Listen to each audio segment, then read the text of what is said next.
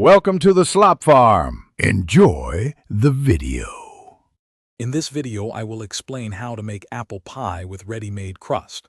First, preheat your oven to 425 degrees Fahrenheit. Next, gather your ingredients. 6-8 medium apples, 1 ready-made pie crust, 1/2 cup of granulated sugar, 1/4 cup of brown sugar, 2 tablespoons of flour, and 1 teaspoon of cinnamon.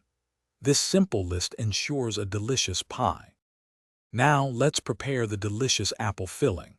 In a large bowl, combine your peeled and sliced apples with the granulated and brown sugars.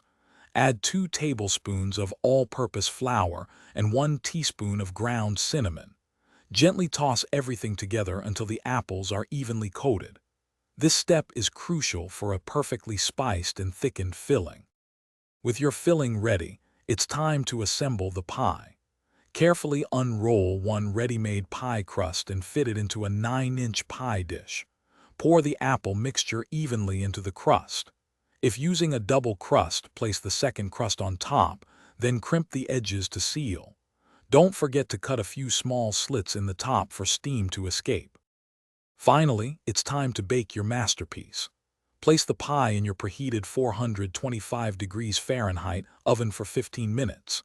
Then, reduce the temperature to 375 degrees Fahrenheit and continue baking for another 35 to 45 minutes, or until the crust is golden brown. Let it cool for at least 2 hours before slicing and enjoying your homemade apple pie.